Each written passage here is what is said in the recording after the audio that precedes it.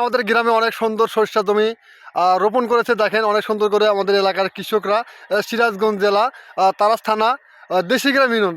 আমি এক বড় ভাইকে দেখতে পাচ্ছি, দেখি তাদের জমিটা কীভাবে আবাদ করলো, কীভাবে তারা রোপণ করলো। এত সুন্দর ফুল এবং এত সুন্দর সিম ধরেছে। তার কাছে একটু জিজ্ঞেস করবো, সবাই একটু ভিডিও দেখতে থাকবেন, অবশ্যই তুলে যাবো তার কাছে। আপনি কেমন আছেন? ইনশাআল্লাহ আলহামদুলিল্লাহ খুব ভালো আছি। ভালো আছেন? হ্যাঁ, ভালো আছেন তো? আলহামদুলিল্লাহ খুব ভালো আছি। তাহলে এই যে জমিগুলা দেখছি অনেক সুন্দর, এই ফুল ধরেছে এবং সিম ধরেছে এবং ফসলটা অনেক সুন্দর দেখতে পাচ্ছি। কিভাবে আবাদ করলেন আপনি? এই শস্যটা ধান কাটার পরে এই আমরা উপরে একটা করে চাষ দিয়ে মানে একটু 2-3 দিন শুকাই লিছিলাম। হ্যাঁ। শুকানোর পরে হুম। আমরা এই যে সার দিছি, হ্যাঁ, তারপরে সার বীজ দিয়া তারপরে আমরা এই আবাদ করছি। আসলেই অনেক সুন্দর জমি রোপণ করেছে। দেখেন অনেক সুন্দর। আমাদের এই বড় ভাই বাসা কোথায়? এই জায়গায় না? হ্যাঁ, এই বাসায় এই জায়গায় উত্তর সম্পরি।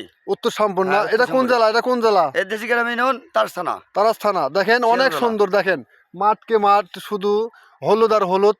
আমাদের সিরাজগঞ্জ জেলার কৃষকেরা জমি রোপণ করেছে। তো আমার এই ভাইকে দেখতে পারলাম। তো ভাইয়ের জমি এই জায়গায় না? ভাইয়ের হ্যাঁ, জমি এই এই জায়গায়। জায়গায়। তো অনেক সুন্দর রোপণ করেছে। আসলে কি কৃষকরা যদি চায় অনেক কিছু করতে পারে।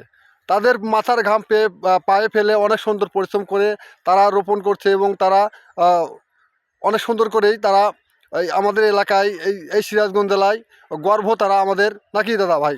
এই শস্যের আবাদ এখন বর্তমানে আমাদের গর্ব। আসলে গর্ব। গর্ব। মাঠকে মাঠ আমাদের শস্যার জমিতে হলুদ আর হলুদ অনেক সুন্দর লাগছে আমাদের সিরাজগঞ্জ জেলা।